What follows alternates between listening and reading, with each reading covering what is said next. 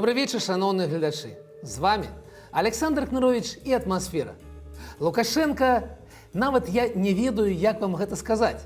Лукашенко прапанаваў надаць старшыням выканкамаў права прызначаць дырэктараў прыватных прадпрыемстваў. Гэта сапраўдная рэвалюцыя. Чаго гэта ён? Мо таму, што эканоміка спыняецца, курс долара расце, нядобрыя менеджеры галоўнага сталічнага забудоўніка Дана Астра у СІЗА, а яшчэ і тэатрам значна зрэзалі фінансаванне. І страшна сказаць, менавіта ў той момант, калі сам Лукашенко звяртаецца да народу з прапановаю не чапляцца за Гуччы ды Версачы, тыя самыя чаравікі Белазу аказваюцца кітайскімі. Запарце кубачак гарбаты, зрабіце сабе канапку, прыхапіце плед, калі ёсць пад рукой, і сядайце як наямчэй. Гэта «Атмасфера». І мы гаворым пра беларускую эканоміку проста. Паехалі! Лукашенко правёў паседжанне прэзідыуму нашага найвышэйшага органа народаўладдзя – усебеларускага народнага сходу. Што там было цікавага? Ох, для пачатку сам Лукашенко угаворываў прысутных не ўмешвацца ў працу іншых органаў улады. Так проста і казаў: вы, вядома, начальнікі, але і без вас, камандзіраў, больш, чым дастаткова. Не лезьце, не мешайце. Тут з ім цяжка не пагадзіцца. Гэты сход зусім лішні элемент у беларускай кіраўнічай сістэме.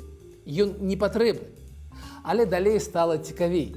Дмітрий Круты, верхавод адміністрацыі Лукашэнкі, паведаміў найнепрыемнейшую вестку. Аказваецца, бягуць людзі з раёну. Так, з ягоных словаў, сярэдняга раёна з колькасцю занятых у эканоміцы 8-10 тысяч чалавек штогод з'язджаюць незваротна ў адзін бок. 300-400 жыхароў. Знерваваўся Дмітрий. І ёсць чаго.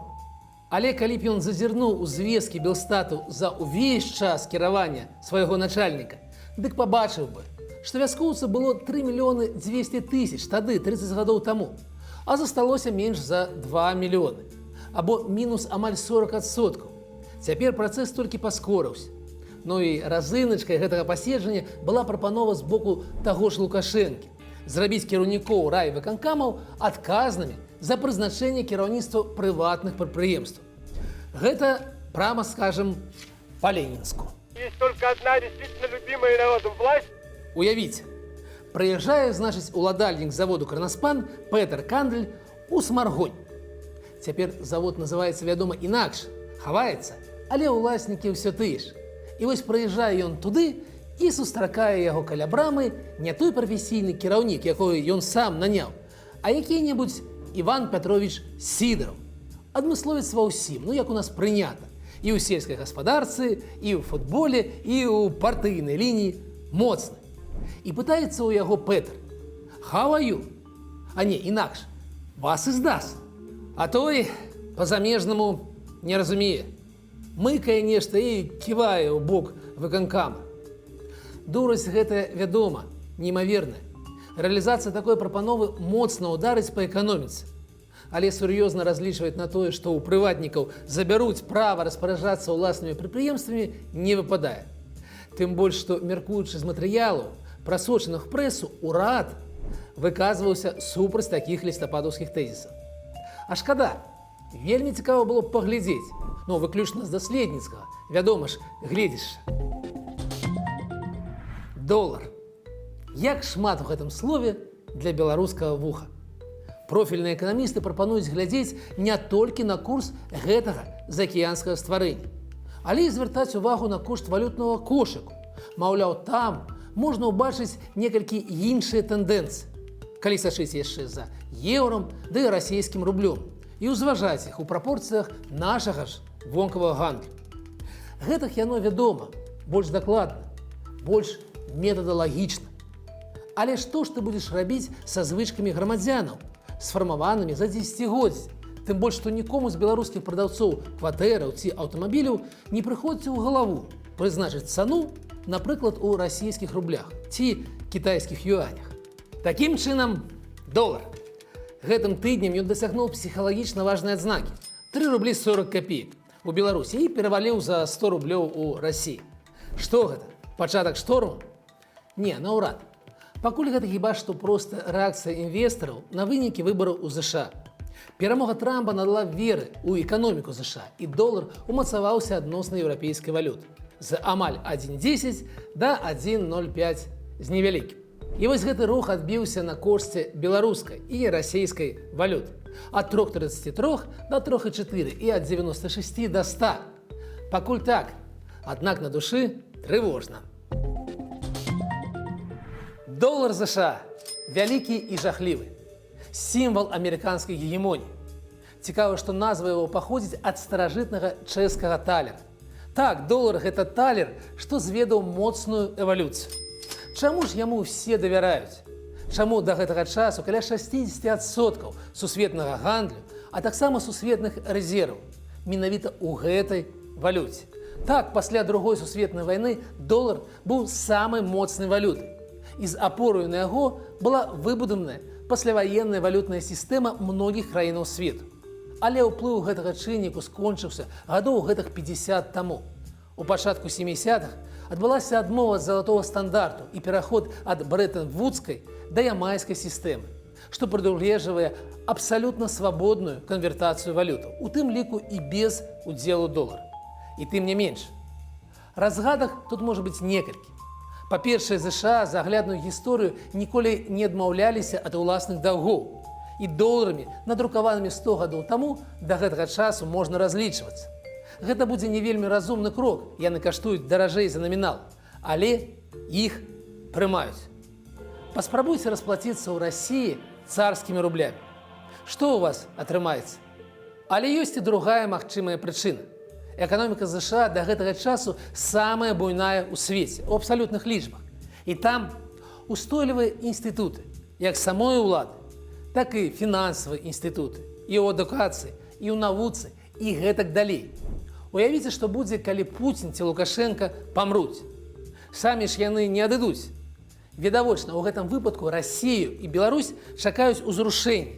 Усё пабудавана вакол асобы, а не інстытуту. А што будзе, калі памрэ Байден ці Трамп? А нічога. Вось так. Але давайце бліжэй да Беларусі. Я гэта не дзіўна, але ў Беларусі цяпер зусім рынкавае курсаўтварэнне.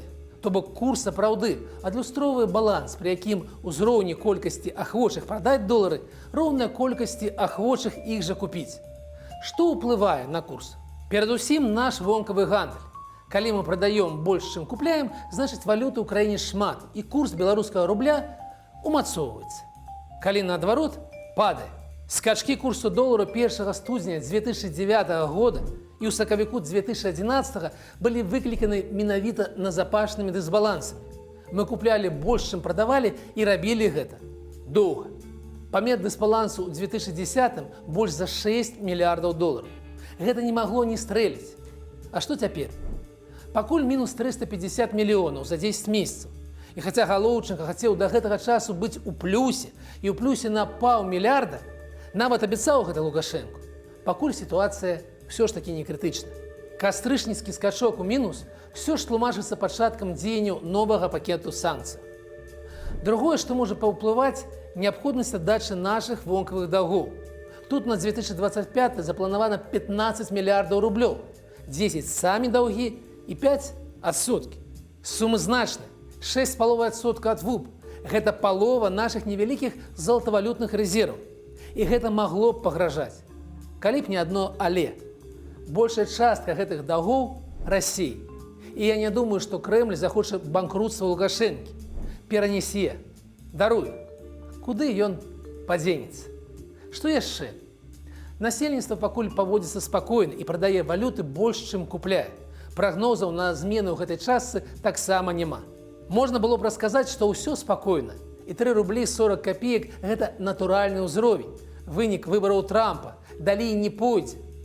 Ёсць толькі яшчэ адно але. Мы моцна, манапольна завязаны з Расіяй. 2/3 нашага вонкавага гандлю там. Памятаеце падзенне курсу ў 2014-2015? Гэта былі наступства крымскай вясны. Быццам бы мы Крым не прысабечвалі, але заплаціла за гэта і беларускае насельніцтва. Таксама. Там у Расіі дыспрапорцыя нарастае.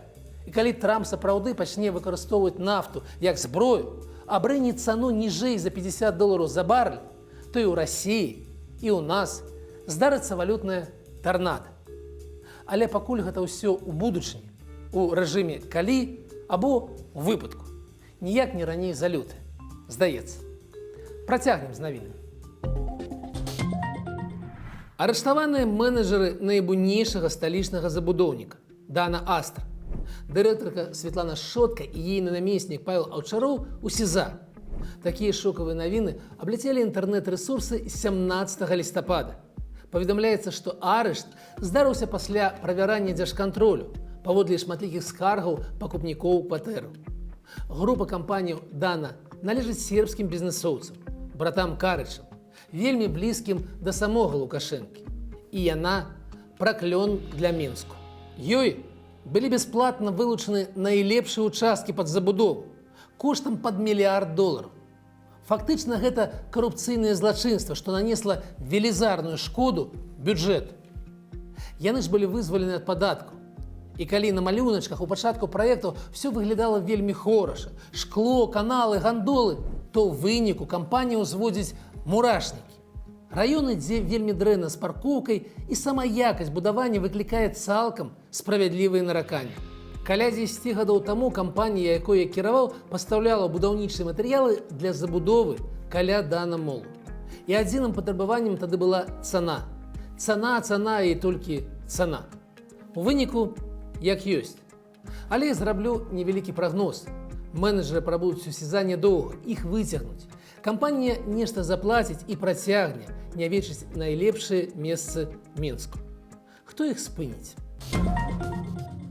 Белстат апублікаваў чарговую порцыю статыстычнай інфармацыі з кастрычніка. Там усё, як прагназавалася. Тармозіць даход насельніцтва, прамысловай вытворчасці і сам паказнік ВУП. Ён быў на максімуме ў чэрвені. Тады рост был амаль кітайскі, 5,5%. Цяпер цалкам прадказальна. Прыземляецца за 10 месяцаў 4,2%. І калі спытаць, а чаго гэтае перапрызначэнне Лукашэнкі прызначанае гэтак тэрмінова на студзень? У тым ліку і таму. У лютым паказнікі будуць ужо значна іншыя. Беларускім тэатрам урэзалі дзяржфінансаванне.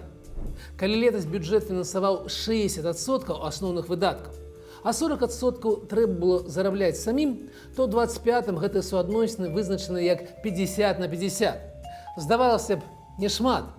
Ну давайте зробім невялікі разлік.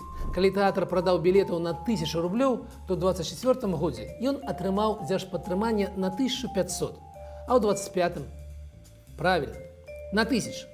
Гэта значыць, бюджэтнае падтрыманне абрэзалі на траціну, калі правільна палічыць. І што дзіўна? У нотацыі СБ з гэтай нагоды генеральная дырэктарка нацыянальнага акадэмічнага вялікага тэатру оперы і балету Кацярына Дулава падзякавала кіраўніцтву за прынятую пастанову. Я хочу смотреть балет. Пусть танцуют лебеди. Я хочу смотреть балет. Пусть танцуют лебеди. А ў нашай любімай рубрыцы Качанова зноў асарці. Белазаўскія чаравікі, дызайн якіх скралі у Катарпілеру, аказаліся кітайскай вытворчасці. Трактарны пастанавіў не спыняцца на сякерах і парадаваць спажыўцоў рапсавым алеем пад уласным брэндам. МАЗ выпусціў новы электрасмеццявоз. Магчыма, гэта патрэбныя і карысныя машыны, але ацэніце, што было на карцінках, што планавалася і што атрымалася у выніку. Але вядома, у самае маё сэрца пацэліў ізноў Лукашэнка. Выступаючы на абласных дажынках у Клімавічах, ён прапанаваў прысутным адмовіцца ад Гуччы, Версачы ды іншай дрэнні і купляць сваё, айчыннае. Прысутныя клімаўчане, сярэдні заробак якіх наўрад ці дацягвае да цаны насоўкі ад гэтых самых Гуччы, а на пару чаравікоў ад Версачы давялося б скідвацца ўсёй вуліцы, яны не знайшлі, што запярэчыць. Прамаўчалі. 1000 дзён вайны. Я памятаю, як гэта было. Які жах мяне ахапіў той дзень. Прамовы Пуціна – дасканалая калька з такіх жа прамоваў Гітлера. Таму таксама ўсе пагражалі і не паважалі. Лягчэй зрабілася толькі ў красавіку, калі стала зразумела, што ніякага бліцкрыгу не будзе. Не існуе ніякай другой арміі свету. І Зеленскі нікуды не збег, і самі украінцы гатовы абараняць сваю радзіму. Сёння цяжка. Вайна зацягваецца, жарэ рэсурсы, эмоцыі, выяўляе не найлепшыя людскія якасці. І няма нейкай чыстай роўнай дарогі да перамогі. Всё праз супраціў, праз працу. Але я ўспамінаю, як першымі днямі я прачынаўся і шукаў чарговыя публічныя паведамленні ад мэра Кіева Клічко. Расійскіх войскаў у Кіеве няма. Я вельмі ўдзячны і асабіста прэзідэнту Зеленскаму, і украінскім вайскоўцам, і ўсім грамадзянам Украіны за тое, што яны вярнулі нам веру. Веру ў тое, што зло не ўсемагутнае. Нават калі ў яго ёсць нафта, ядравыя боегалоўкі, калі яго падтрымлівае большая частка уласнага насельніцтва, што раптам дэградавала да пячорнага ўзроўню мыслення. Расійскіх войскаў у Кіеве няма. Дзякуй. І слава Украіне! Такая сёння атмасфера. З вами быў Александр Кнырович, і я спадзяюся, убачымся праз тыдзень.